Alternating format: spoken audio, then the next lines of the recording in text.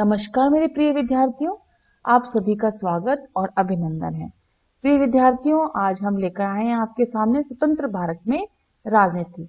इसका पहला अध्याय राष्ट्र निर्माण की चुनौतियां और यह हमारा दूसरा वीडियो है जिसमें हम समझेंगे कि राष्ट्र निर्माण की चुनौतियों के साथ हमने किस प्रकार से विभाजन, विस्थापन और पुनर्वास की परिस्थितियों के साथ भी समझौता किया। 14-15 अगस्त 1947 को एक नहीं बल्कि दो राष्ट्र भारत और पाकिस्तान अस्तित्व में आए। ऐसा विभाजन के कारण हुआ। ब्रिटिश इंडिया को भारत और पाकिस्तान के रूप में बांट दिया गया।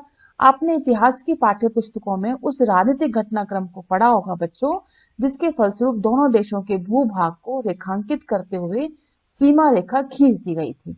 मुस्लिम लीग ने द्विराष्ट्र सिद्धांत की बात की थी और इस सिद्धांत के अनुसार भारत किसी एक कौम का नहीं बल्कि हिंदू और मुसलमान नाम की दो कौमों का देश बन चुका था, जिसे भारत और पाकिस्तान कहा गया।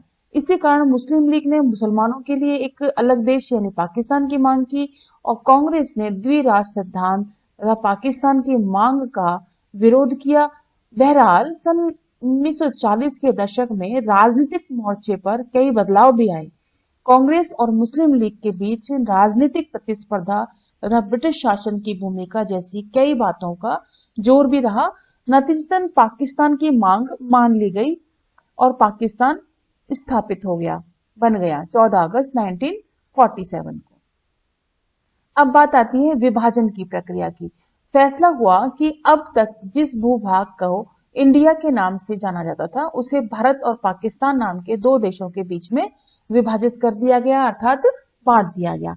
यह विभाजन दर्दनाक तो था ही बच्चों, इस पर फैसला करना और अमल में लाना और भी कठिन हो गया था। तय किया गया कि धार्मिक बहुसंख्या को विभाजन का आधार बनाया जाएगा। मतलब जिस जगह धर्म की बहुसंख्या ज्यादा जहां रहेगी उसको ही विभाजन का आधार माना गया। और इसके मायने यह थे बच्चों कि जिन इलाकों में मुसलमान बहुसंख्यक थे वे इलाके पाकिस्तान के भूभाग होंगे और शेष हिस्से भारत के कहलाएंगे। ऐसा निर्णय किया गया। यह बात थोड़ी आसान जान पड़ती है, लेकिन असल में इसमें कई किस्म की दिक्कतें थी, कई किस्म की परेशानियां थी। पहली बात तो यह थी बच्चों कि ब्रिटिश इंडिया में कोई एक भी इलाका ऐसा नहीं था जहां मुसलमान बहुसंख्यक हों। ऐसे दो इलाके थे जहां मुसलमानों की आबादी ज्यादा थी। इस एक इलाका पश्चिम में था तो दूसरा इलाका पूर्व में था। ऐसा कोई तरीका नहीं था कि इन दोनों इलाकों को जोड़कर एक जगह कर दिया जाए। इसे देखते हुए फैसला हुआ कि पाकिस्तान में दो इलाके शामिल होंगे, यानी पश्चिमी पाकिस्तान और पूर्वी पाकिस्तान, और इनके बीच में भारतीय भूभाग का एक बड़ा विस्तार रहेगा। दूसरी बात यह कि मुस्लिम बहुल हर इलाका पाकिस्तान में जाने को राजी हो ऐसा भी नहीं था। खान अब्दुल गफ्फार खान पश्चिमोत्तर सीमा प्रांत के निर्विवाद नेता थे और उनकी प्रसिद्ध सीमांत गांधी के रूप में थी। उनकी जो प्रसिद्धि थी वो सीमांत गांधी के रूप में थी और वे द्विराष्ट्र सिद्धांत के एकदम खिलाफ थे और संयोग से उनकी आवाज की अनदेखी की गई और पश्चिमोत्तर सीमा प्रांत को पाकिस्तान में शामिल मान लिया गया। बच्चों, तीसरी समस्या और भी विकट थी और वह थी ब्रिटिश इंडिया के मुस्लिम बहुल प्रांत पंजाब और बंगाल में अनेक हिस्से बहुसंख्यक गैर मुस्लिम आबादी वाले थे। ऐसे में फैसला हुआ कि इन दोनों प्रांतों में बंटवारा धार्मिक बहुसंख्यकों के आधार पर होगा और इसमें जिले अथवा उससे निचले स्तर के प्रशासनिक हलके को आधार माना जाएगा। और 14-15 अगस्त 1947 की मध्य रात्रि तक यह फैसला नहीं हो पाया और इसका मतलब यह हुआ कि आजादी के दिन तक अनेक लोगों को यह पता नहीं था कि वे भारत में हैं या पाकिस्तान में हैं। पंजाब और बंगाल का बंटवारा विभाजन की सबसे बड़ी त्रासदी साबित हुई। अभी देखिए कार्टून। अच्छा, तो मुझे अब पता चला कि पहले जिसे पूर्वी बंगाल कहा जाता था वही आज का क्या है, बांग्लादेश है। तो क्या यही कारण है कि हमारे वाले बंगाल को पश्चिमी बंगाल कहा जाता है? अब देखिए, इसी समस्या से जुड़ी हुई चौथी और विभाजन की सबसे अबूझ कठिनाई है अल्पसंख्यकों की थी। सीमा के दोनों तरफ अल्पसंख्यक थे और जो इलाके अब पाकिस्तान में हैं, वहां लाखों की संख्या में हिंदू और सिख आबादी थी। ठीक इसी तरह पंजाब और बंगाल के भारतीय भूभाग में लाखों की संख्या में मुस्लिम आबादी थी। दिल्ली और उसके आसपास के इलाकों में भी मुसलमानों की एक बड़ी आबादी थी। ये सब लोग एक तरह से सांसद में थे। इन लोगों ने पाया कि हम तो अपने घर में विदेशी बन गए हैं। ये सभी लोग जो हैं असमंजस में थे और इन्हें कुछ भी नहीं पता था कि हम हैं कहाँ, घर में हैं कि विदेश में हैं। जिस जमीन पर वे हैं और उनके पुरखे सदियों से आबाद रहे, उसी जमीन पर वे विदेशी बन गए थे। जैसे ही ये बात साफ हुई कि देश का बंटवारा होने वाला है, वैसे ही दोनों तरफ के अल्पसंख्यकों पर हमले होने लग गए। कोई भी इस बात का अनुमान नहीं लगा सका बच्चों कि ये समस्या विकट रूप धारण कर लेगी। इस कठिनाई से उबरने के लिए किसी के पास कोई योजना भी नहीं थी। शुरू में लोग बाग और नेता यही मानकर चल रहे थे कि हिंसा की घटनाएं अस्थायी हैं और जल्दी ही इन पर काबू में कर लिया जाएगा। लेकिन बड़ी जल्दी हिंसा नियंत्रण से बाहर हो गई और दोनों तरफ के अल्पसंख्यकों के पास एकमात्र रास्ता यही बचा था कि वे अपने अपने घरों को छोड़ दें। और कई बार तो उन्हें ऐसा चंद घंटों की मोहलत के भीतर ही करना पड़ा और बहुत बुरी तरह त्रासदी वहां देखने को लोगों को मिली। विभाजन के परिणाम क्या हुए बच्चों? देखिए, सन 1947 में बड़े पैमाने पर एक जगह की आबादी दूसरी जगह जाने को मजबूर हो गई थी। आबादी का यह स्थानांतरण आकस्मिक, अनियोजित और त्रासदी भरा था। मानव इतिहास के अब तक ज्ञात सबसे बड़े स्थानांतरणों में से ये एक था। धर्म के नाम पर एक समुदाय, आप देख सकते हैं चित्र में, शरणार्थियों से भरी एक ट्रेन 1947 में के लोगों ने दूसरे समुदाय के लोगों को बेरहमी से मारा। लाहौर, अमृतसर और कलकत्ता जैसे शहर सांप्रदायिक अखाड़े में तब्दील हो गए। जिन इलाकों में ज्यादातर हिंदू अथवा सिख आबादी थी, उन इलाकों में मुसलमानों ने जाना छोड़ दिया। ठीक इसी तरह मुस्लिम बहुल आबादी वाले इलाकों से हिंदू और सिख भी नहीं गुजरते थे। लोग अपना घर बाहर छोड़ने के लिए मजबूर हो गए और वे सीमा के एक तरफ से दूसरी तरफ गए और इस क्रम में लोगों को बड़ी से बड़ी विपत्ति का सामना करना पड़ा। दोनों ही तरफ के अल्पसंख्यक अपने घरों से भाग खड़े हुए और अक्सर अस्थायी तौर पर उन्हें शरणार्थी शिविरों में पनाह लेनी पड़ी। कल तक जो लोगों का अपना वतन हुआ करता था, वहीं की पुलिस और स्थानीय प्रशासन अब इन लोगों के साथ रुखाई का बर्ताव कर रही थी। लोगों को सीमा की दूसरी तरफ जाना पड़ा और ऐसा उन्हें हर हाल में करना था। अक्सर लोगों ने पैदल चलकर यह दूरी तय की। सीमा के दोनों ओर हजारों की तादाद में औरतों को अगवा कर लिया गया। उन्हें जबरन शादी करनी पड़ी और अगवा करने वालों का धर्म भी अपनाना पड़ा। कई मामलों में यह भी हुआ कि खुद परिवार के लोगों ने अपने कुल की इज्जत बचाने के नाम पर घर की बहू बेटियों को मार डाला और बहुत से बच्चे अपने माँ बाप से बिछड़ गए। जो लोग सीमा पार करने में किसी तरह सफल रहे, उन्होंने पाया कि अब वे बेठिकाना हो गए हैं और इन लाखों शरणार्थियों के लिए देश की आजादी का मतलब था महीनों और कभी कभी सालों तक किसी शरणार्थी शिविर में जिंदगी का काटना। बच्चों, आप देख सकते हैं कि किस प्रकार की भयानक त्रासदी से उस समय का समय निकला। भारत और पाकिस्तान के लेखक, कवि और फिल्म निर्माताओं ने अपने उपन्यास, लघु कथा, कविता, फिल्म में इस मारकाट की नृशंसता का जिक्र किया और विस्थापन और हिंसा से पैदा दुखों को अभिव्यक्त भी किया। विभाजन की विपदा का जिक्र करते हुए रचनाकारों ने अक्सर वही जुमला इस्तेमाल किया जो इस विपत्ति को झेलने वाले बंटवारे का जिक्र करते हुए करते थे। इन सबों के लिए बंटवारे का मतलब था दिल के दो टुकड़े हो जाना। विभाजन में सिर्फ संपदा, देनदारी और परिसंपत्तियों का ही बंटवारा नहीं हुआ। इस विभाजन में दो समुदायों जो अब पड़ोसियों की भांति रहते आ रहे थे, हिंसक अलगाव का शिकार हुए।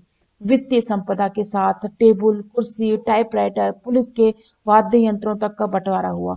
सरकारी और रेलवे के कर्मचारियों का भी बंटवारा हुआ। अब तक साथ साथ रहते आए दो समुदायों का एक हिंसक भयावह विभाजन था।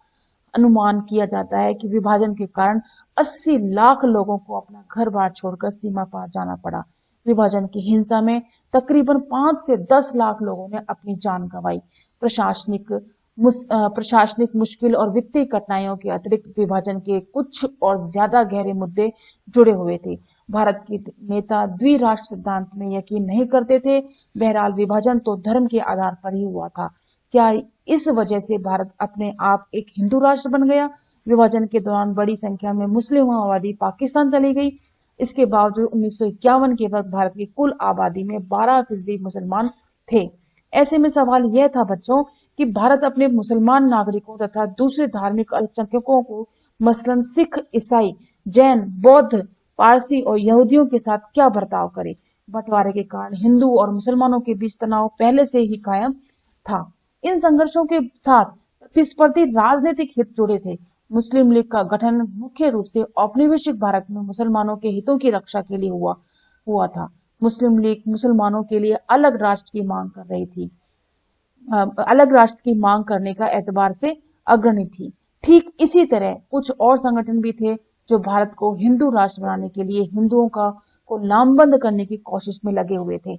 बहरहाल भारत की कौमी सरकार के अधिकतर नेता सभी नागरिकों को समान दर्जा देने के हामी थे, यानी समर्थक थे, चाहे नागरिक किसी भी धर्म का हो। वे भारत को एक ऐसे राष्ट्र के रूप में नहीं देखना चाहते थे जहां किसी एक धर्म के अनुयायियों को दूसरे धर्मावलंबियों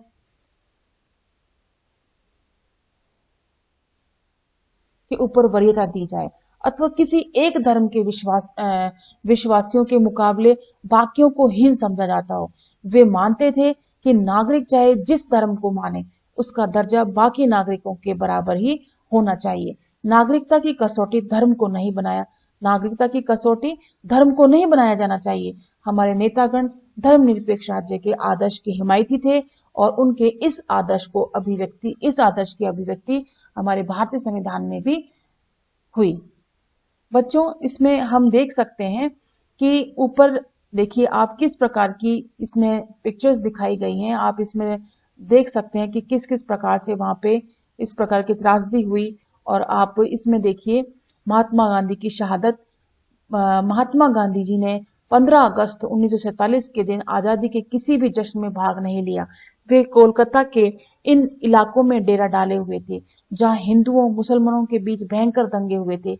सांप्रदायिक हिंसा से उनके मन पर गहरी चोट लगी थी। यह देखकर उनका दिल टूट चुका था। अहिंसा, सत्याग्रह के जिन सिद्धांतों के लिए वे आजीवन समर्पित रहे बच्चों, वे ही सिद्धांत इस कठिन घड़ी में लोगों को एक सूत्र में पिरो सकने में नाकामयाब हो गए। और गांधी जी ने हिंदुओं मुसलमानों से जोर देकर कहा कि वे हिंसा का रास्ता छोड़ दें। कोलकाता में गांधी की मौजूदगी से हालत बड़ी हद तक सुधर चले थे, लेकिन आजादी का जश्न लोगों ने सांप्रदायिक सद्भाव के जज्बे से मनाया। लोग सड़कों पर पूरे हर्षोल्लास के साथ नाच रहे थे। गांधी जी की प्रार्थना सभा में बड़ी संख्या में लोग जुटते थे। बहरहाल यह स्थिति ज्यादा दिनों तक कायम नहीं रह पाई और हिंदुओं और मुसलमानों के बीच दंगे एक बार फिर भड़क उठे और गांधी जी अमन कायम करने के लिए उपवास पर बैठ गए। अगले महीने गांधी जी दिल्ली पहुंचे और दिल्ली में भी बड़ी पैमाने पर हिंसा हुई थी। गांधी जी दिल से चाहते थे कि मुसलमानों को भारत में गरिमापूर्ण जीवन मिले और उन्हें बराबर का नागरिक माना जाए। इस बात को सुनिश्चित करने के लिए वे बड़े चिंतित थे। भारत और पाकिस्तान के आपसी संबंधों को लेकर भी उनके मन में गहरी चिंताएं थी। उन्हें लग रहा था बच्चों कि भारत की सरकार पाकिस्तान के प्रति अपनी वित्तीय वचनबद्धताओं को पूरा नहीं कर रही है। इस बात से वे नाखुश थे। इन सारी बातों को सोचकर उन्होंने 1948 की जनवरी में एक बार फिर उपवास रखना शुरू किया और यह उनका अंतिम उपवास साबित हुआ। और कोलकाता की ही तरह दिल्ली में भी उनके उपवास का जादुई असर हुआ और सांप्रदायिक तनाव और हिंसा में कमी हुई। दिल्ली और उसके आसपास के इलाके में मुसलमान सुरक्षित अपने घरों में लौटे। भारत की सरकार पाकिस्तान को उसका दे चुकाने पर राजी हो गई। बहरहाल गांधी जी के कामों में हर कोई खुश हो ऐसी बात नहीं थी। हिंदू और मुसलमान दोनों ही समुदायों के अतिवादी अपनी स्थिति के लिए गांधी जी पर दोष मढ़ रहे थे। जो लोग चाहते थे कि हिंदू बदला लें अथवा भारत भी उसी तरह सिर्फ हिंदुओं का राष्ट्र बने जैसे पाकिस्तान मुसलमानों का राष्ट्र बना था, वे गांधी जी को खास तौर पर नापसंद करते थे। इन लोगों ने आरोप लगाया कि गांधी जी मुसलमानों और पाकिस्तान के हित में काम कर रहे हैं। गांधी जी मानते थे कि ये लोग गुमराह हैं। उन्हें इस बात का पक्का विश्वास था कि भारत को सिर्फ हिंदुओं का देश बनाने की कोशिश की गई तो भारत बर्बाद हो जाएगा। हिंदू मुस्लिम एकता के उनके अड़िग प्रयासों से अतिवादी हिंदू इतने नाराज थे कि उन्होंने कई दफे गांधी जी को जान से मारने की भी कोशिश की। इसके बावजूद गांधी जी ने सशस्त्र सुरक्षा हासिल करने से मना कर दिया और अपनी प्रार्थना सभा में हर किसी से मिलना जारी रखा। आखिरकार 30 जनवरी 1948 के दिन ऐसा ही एक हिंदूत्ववादी नाथूराम विनायक गोडसे गांधी जी की संध्याकालीन प्रार्थना के समय उनकी तरफ चलता हुआ नजदीक पहुंच गया और उसने गांधी जी पर 3 गोलियां चलाई और गांधी जी को तत्क्षण ही मार दिया। इस तरह न्याय और सहिष्णुता को आजीवन समर्पित एक आत्मा का देहावसान हो गया। गांधी जी की मौत का देश के सांप्रदायिक माहौल पर मानो जादुई असर हुआ और विभाजन से जुड़ा क्रोध, हिंसा अचानक ही मंद पड़ गए और भारत सरकार ने सांप्रदायिक हिंसा फैलाने वाले संगठनों की मुश्कें कस दी।